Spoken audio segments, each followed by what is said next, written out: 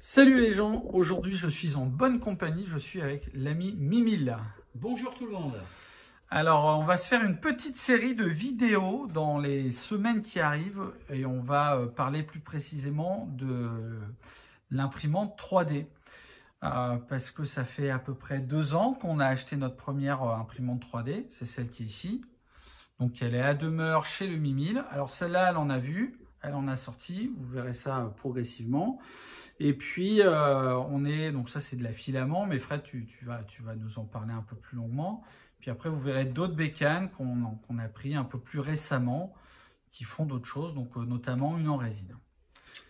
Ouais, parce que nous on a décidé de se lancer dans l'impression 3D parce qu'il y a 2-3 ans ça a commencé à bien se démocratiser au niveau des tarifs. Ce qui n'était pas le cas du Decor Games qui commençait à valoir. Et donc folie. Nous on avait envie de jouer sur des tables un peu sympas. On aime bien les pitous, mais on aime bien aussi les bâtiments, peindre un peu les bâtiments et se faire plaisir sur des tables avec des thèmes qu'on aura choisi nous, puis qu'on puisse les changer sans ruiner le porte-monnaie, quoi. Hein, parce que bon, ça peut revenir à très cher une table de décor. Hein. Ouais, puis c'est aussi la perspective d'avoir des tables avec d'autres décors, quoi, que ce soit pas des décors games, c'est d'avoir, je sais pas, une table urbaine, mais un peu différente que la table du Urban Games, avoir une table Medfan, mais pas avec les bâtiments de games, parce qu'on n'avait pas envie de cela, et puis pour X raisons, que ce soit le prix ou le visuel, parce que c'est vrai que dans tout ce qui concerne les décors, globalement, il y a 15 ans, on faisait tous nos décors avec du carton plume et des boîtes de couscous. Ouais, c'est ça. On va vous montrer des boîtes de couscous. Ça n'a pas trop évolué. C'est pas mal quand même. Mais après, on a un truc on trouve que toutes les tables se ressemblent un peu. Et du coup, c'est vrai que de faire des tables à thématique, c'est plutôt sympa. Et l'impression 3D offre quand même un panel qui est plutôt canon, quoi. Ouais. Donc il y a 2 ans, on a passé le cap avec une première machine. Hein. Alors pour les gens qui connaissent un petit peu l'impression 3D, c'est donc la marque AlphaWise. L'AlphaWise U20, donc un plateau de 30 par 30. Donc on peut commencer à imprimer des pièces assez importantes, jusqu'à 40 de haut. Bon, nous on n'a jamais dépassé les 25 cm en gros, mais 40 c'est vraiment énorme. Donc on s'était posé la question, filament, résine. Bon, le problème de la résine, c'est que c'est des pièces qui sont magnifiques mais petites. Donc on se disait que l'impression résine c'était bien pour faire de la figue. Et puis il y a 2 ans, l'impression résine, c'était encore un peu cher. C'était quand même pas donné. Ouais. C'était pas aussi accessible que ça l'est devenu. C'est vrai que là, depuis, on a investi. Hein. On va vous montrer hein, dans les différentes vidéos. On a changé les machines, que ce soit le filament, où on a même investi dans une machine en résine. Et vous allez voir qu'en résine, pour pas trop cher, on a moyen de se faire des figues vraiment top, quoi. Complètement folle, quoi. Pas loin, c'est pas de la qualité games. Hein, mais c'est pas de l'injection plastique, tu peux pas avoir des... Il y a des trucs techniquement, je pense, qui sont pas faisables, mais... Mais à moins d'être à la loupe, à 3 cm de la figue, on peut pas voir les défauts, quoi. Hein, avec la résine, quand on imprime en 25 microns, c'est-à-dire 4 fois mieux que celle-ci... c'est quand même voilà. Donc ça pour du décor c'est vraiment bien. C'est vrai qu'au début si on a pris la première c'est parce que on jouait à Necromunda et qu'on voulait se faire des tables de Necromunda et on joue aussi à OS et on n'avait pas envie de mettre des folies dans du décor, donc on a mis une folie dans une machine à imprimer. Voilà, on avait payé à l'époque 260 €. Ouais, c'est ça. Après, le kilo de plastique, c'est entre 18 et 20 € le kilo de plastique, sachant qu'avec 1 kilo de plastique, on sort quand même quelques baraques, quoi. Hein. Ouais, il y a moyen de faire des choses. Hein. Il y a quand même moyen de faire des choses. Alors ça, c'est la machine qu'on a achetée il y a 3 ans. Bon, elle a été un petit peu customisée parce que... elle a souffert aussi. Voilà, on va pas cracher sur les petits japonais, la marque AlphaWise, mais... C'est pas chinois chinois, pardon. Fais gaffe, on va se prendre un... on va se prendre un blâme, on va s'engueuler. Non, c'est les Chinois. Alors, il n'y a pas toujours un contrôle qualité du feu de Dieu, hein, ce qui fait que au bout de 2-3 mois, j'ai la carte mère qui a cramé. Au bout de l'ouverture. Ouais, l'ouverture. Déjà, à l'ouverture, le plateau là était pas droit, donc c'était impossible d'imprimer. Alors, c'était quelque chose de récurrent, hein, parce que avec le pousseux de plomb, on s'était quand même bien renseigné avant d'acheter et on savait que régulièrement les plateaux n'arrivaient pas droit.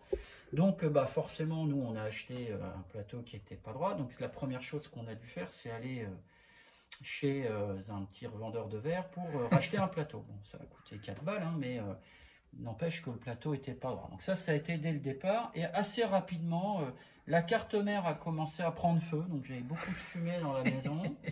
Et au moment où je suis descendu, par chance j'étais là, il y avait une petite flamme qui sortait du boîtier. Donc j'ai tout de suite coupé. Et bon, peut-être que j'aurais cramé la maison. Après, je pense qu'on n'a pas eu forcément la bonne machine. Non, on a eu plein de merde avec ça. Bon, tirage, ouais, on a eu. Mais quand vous voyez la machine normale, ceux qui connaissent, il n'y a plus grand-chose d'original. Il y a quand même un petit peu moins de câbles. Hein. Tout ça, c'est des trucs qui ont été rajoutés parce que ça, c'est la sonde de température qui avait cramé. Là, les ventilos, ils avaient rendu l'âme, donc on a dû racheté racheter les ventilos.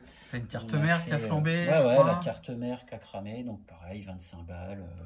Bon, il y a une grosse communauté hein, sur Internet pour cette machine, là, l'AlphaWise. Donc, il suffisait de poster sur Facebook avec une ou deux photos, et puis les mecs... tu avais rapidement des coups de main quand même, ils faisaient le diagnostic assez rapidement, et puis on a trouvé assez vite comment la réparer. Mais bon, hormis toutes ces emmerdes, parce qu'il y en a eu pas mal... Ouais, ça a été un peu galère. Ouais, elle a failli passer par la fenêtre une paire de fois. 2-3 fois, la masse n'est pas passée loin, 2-3 reprises. Mais bon, vous êtes... Mais tu as quand même sorti énormément de choses avec. Ouais, j'ai dû sortir une douzaine de kilos avec. Donc, sachant que quand on l'a acheté, rappelle-toi, il me fallait une centaine de socles, ouais, c'est ça, 100 ou 200 socles pour mes gobelins. Pour les gobelins, pour ton armée d'AOS, donc des grands, des petits pour tes orques. Et rien qu'en sortant ça...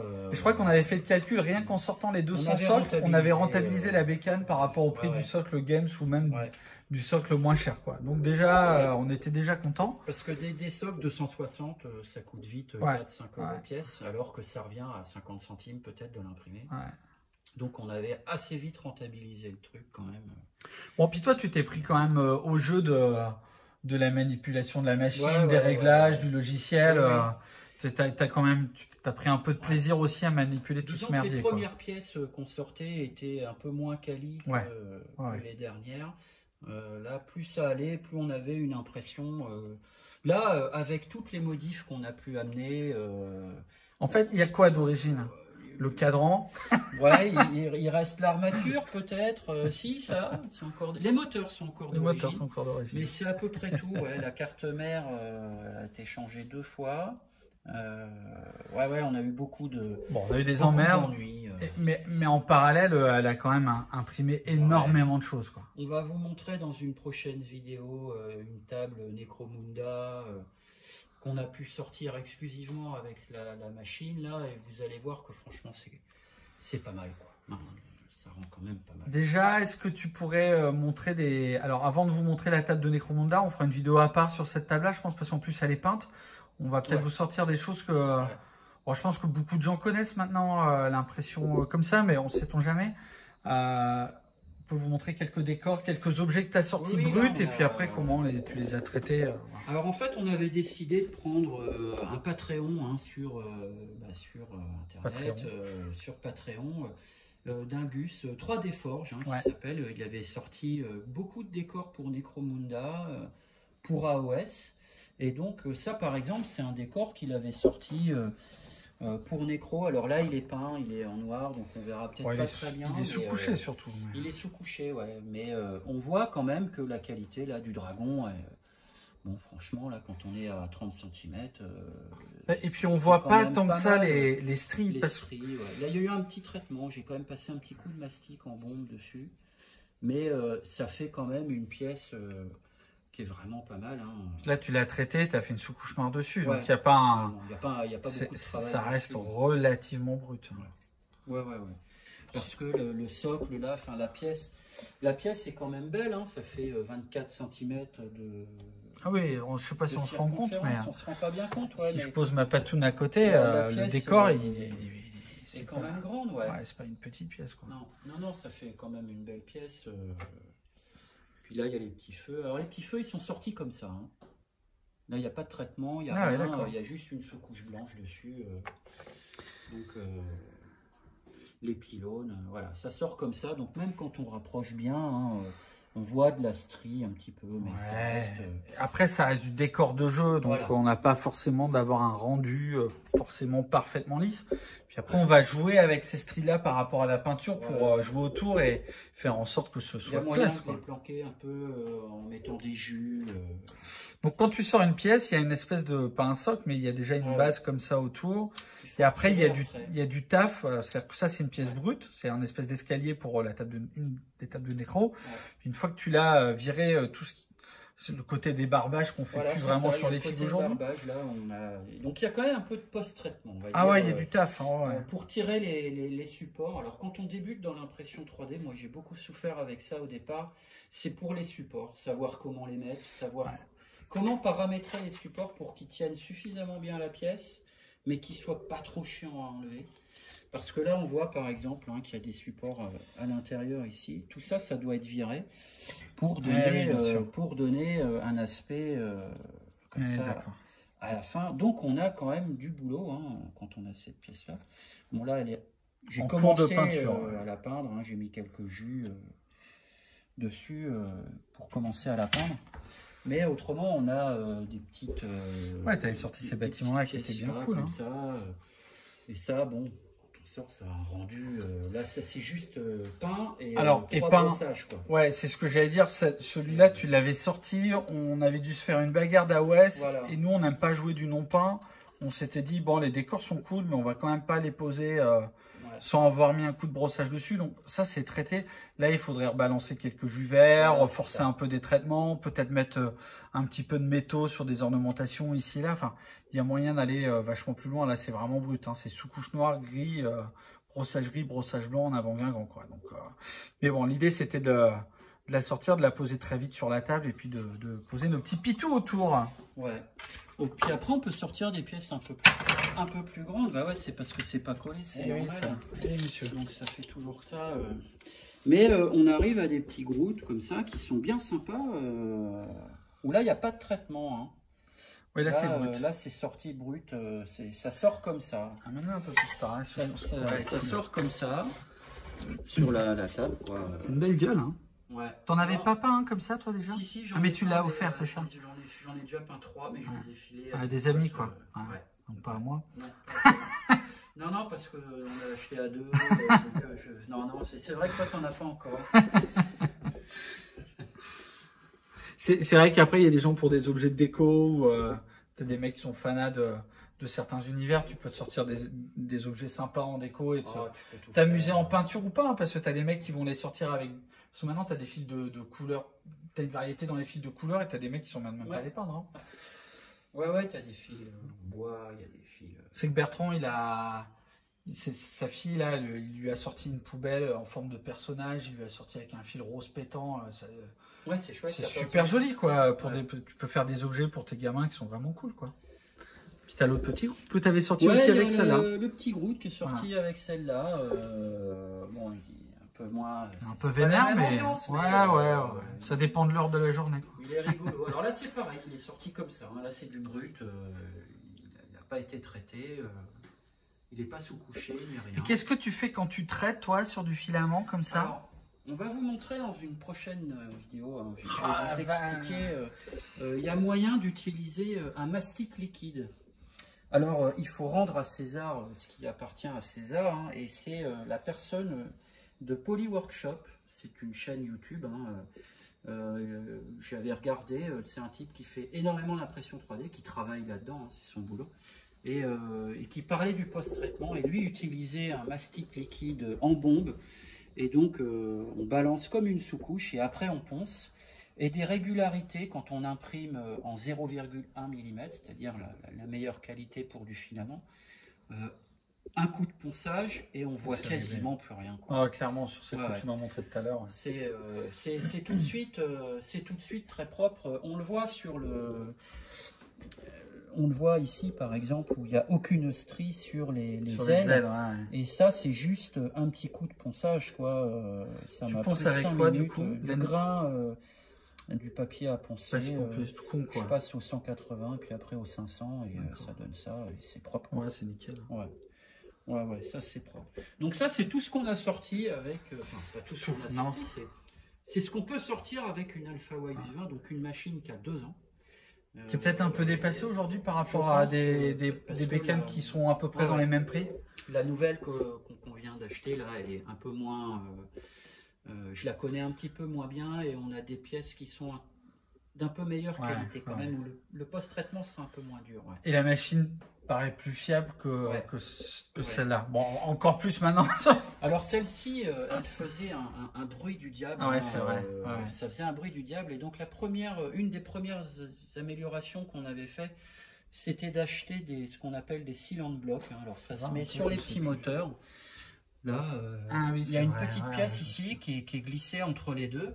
Et comme les sealant blocks de voiture, c'est du caoutchouc, ça absorbe toutes les vibrations. Et alors, la machine, là, pour le coup, on ne l'entendait pratiquement plus. J'entendais le... T'entendais quand elle se mettait à flamber, c'est ça? Ouais, quand ça crépitait. Non, on n'entendait plus que le ventilateur de la machine. Autrement, les déplacements étaient vraiment... c'est quand même confort, quoi. Parce qu'autrement, elle était vraiment bruyante, cette machine. On va pas du tout rentrer dans le détail de comment il faut imprimer, les réglages, tout ça. C'est pas le propos de la vidéo. Il y a des tutos qui sont tellement bien faits là-dessus. Il y a des mecs qui font des super vidéos là-dessus. Nous, c'est... C'est l'impression pour les nuls. Pour les nuls, Nous, c'est... Notre vécu de... voilà. On aime la figue, on a envie de faire de l'impression, et voilà. Mais, on n'en fera pas notre métier, c'est juste notre passe-temps en fait, et on essaye, on vous fait partager pour vous montrer ce qu'on peut faire. Et alors avec le recul, parce que tu as cette bécane là, mais tu as une autre en filament qu'on vous présentera dans une autre vidéo. C'est une bécane qui existe toujours, qui se vend toujours Alors elle a été un peu améliorée quand même, parce que là il y a ce qu'on appelle un axe qui fait l'axe des aides, qui fait monter. L'axe a été doublé. D'accord. Il y a 2 moteurs, donc ça améliore la qualité d'impression. Elle a été un petit peu plus silencieuse. Et ils avaient rajouté des pièces à l'intérieur, des TL smoothers, ils appellent ça. Nous, on a fait l'upgrade entre guillemets. On avait acheté une quinzaine d'euros pour le faire. Ça évite des effets sur la pièce, ça améliore la qualité d'impression. Donc elle existe encore, la Alpha U20 One, je crois. Tu la conseillerais? Enfin, c'est pas facile parce qu'on l'a pas. C'est pas facile parce qu'on l'a pas. On a un copain qui l'a, qu'on est très content. C'est Ben qui l'a? Benoît. Il en est super content. Il en est très content. Après, il n'a pas imprimé autant que nous. Moi, si j'avais imprimé que 3-4 kilos, j'aurais eu forcément moitié moins d'emmerde. Mais là, on a imprimé quand même pas mal. Des fois, pendant une semaine, je l'arrêtais quasiment pas. Non, c'est clair. Donc ça tournait quand même beaucoup. Et je la conseillerais. En fait, je la conseillerais si vous êtes un petit peu bricoleur et que vous avez envie de vous casser la tête. Si vous avez envie d'un truc tout fait, je pense qu'il faut mettre 100 euros de plus. Et puis pas se faire chier. Et puis acheter celle qu'on vient d'acheter. Par exemple, si moi j'en achète une tout seul, j'achète pas ça parce qu'il faut être mécano, faut avoir des nerfs d'acier. Elle m'a mis à rude épreuve. Elle t'a fait péter des câbles quand même. Mais c'est aussi parce que on connaît pas plus, on connaît un peu parce que de manière empirique, parce que toi tu y as passé du temps. J'y suis allé, mais après, c'est pas un matos qu'on connaissait. On a des boulots qui n'ont rien à voir avec des métiers techniques. Enfin, moi, je connais la technique, je connais rien à rien. Donc du coup, c'est vrai que pour des mecs, en tout cas, comme mon profil, ils savent pas trop faire des choses électroniques. Pour moi, j'aurais jamais pu m'en sortir avec celle-là. Elle m'aurait fait péter un câble bien avant toi. C'est vrai que ça peut être facile. Mais ça sort de la pièce. Quand on met ça sur la table, bon là c'est à peine prépeint. Puis ça a été juste sous couché. C'est juste sous couché. Et de toute façon, après cette vidéo-là, je pense que je mettrai la vidéo de la table que tu as sortie en Necromunda avec la peinture. Comme ça, là, on est autour d'une vingtaine de minutes. Je pense que c'est pas mal pour faire 3 heures là-dessus. La présentation, elle est faite, quoi. Et puis après, je vous balancerai dans quelques jours après, j'en sais rien, quand j'aurai le temps, la table que toi, tu as sortie avec celle-là de Necromunda. Quand on voit le prix des éléments de décor que sort Games pour Necromunda, qui sont évidemment magnifiques, tout ce qu'on veut. Je suis mal placé pour le dire, mais j'en ai une de table de Necro version Games. Mais putain, il faut vendre un rein, quoi, parce que ça coûte vraiment une couille, si quoi. tu veux une table vraiment fournie, ouais, ça coûte trop cher. surtout la dimension. Ouais, ça coûte cher. Donc, en tout cas, on vous montrera ça après. Je pense qu'on a fait le tour de celle-là, non? Qu'est-ce que t'en penses? Oui, je pense que là, on a déjà bien bassiné les gens. Si vous avez des questions, ne les posez pas dans les commentaires, je ne saurais pas répondre. Non, mais à la rigueur, s'il y en a, je t'enverrai un message et puis tu me répondras. Il faut que les gens, si vous avez des questions, alors là, surtout, n'hésitez pas, nous, on se fera un plaisir de vous répondre. Comme on peut, hein, parce que, encore une fois, nous, ça reste il y a un tas de chaînes sur YouTube avec des mecs qui sont très bons là-dedans, dont c'est devenu pour certains des jobs.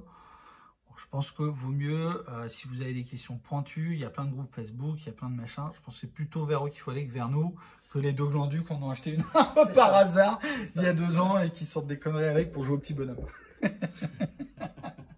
Bon, je pense qu'on a fait le tour, on va se quitter là-dessus. Et ben on se dit à terre tous les gens, Allez, à plus. Bye bye.